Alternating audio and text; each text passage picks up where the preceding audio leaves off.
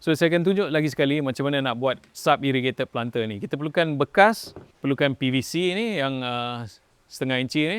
PVC punya cutter, perlukan corong untuk isi air tu dalam PVC pipe tu. Dan kita perlukan tanah lah. Kain yang senang nak meresap air. Ini kain felt yang kita dah potong-potong menjadi strip yang panjang macam ni. So benda ni akan tergantung dalam air dan setengah akan tergantung atas dalam tanah. Dia akan ambil air dari bawah, dia akan meresap ke atas dan akar-akar yang mencari air akan jumpa ni dan akar pun akan turun jugalah. Mula-mula kita akan buat lubang lah, beberapa lubang dalam bekas atas. Ini kita anggap sebagai dia punya bekas air lah. Ini dia bekas tumbuhan. Yeah. So kita buat lah.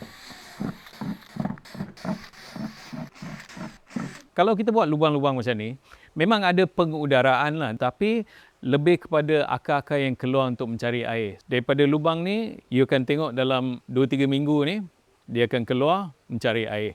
So ini yang penting, kita perlukan dua lagi lubang dekat tengah-tengah untuk kita tarik sumbu dia lah.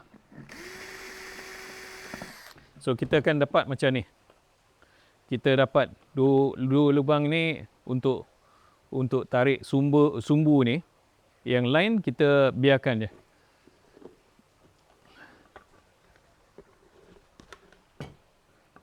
Apa nama kain ni tadi? Ini kain felt dipanggil, kain felt. F-E-L-T. So setengah dalam dan setengah luar. Kalau nak kita boleh 2 kali lah. So kita ada 2 sumbu untuk menyerap air ke dalam ni. Yang bawah ni akan duduk kat sini.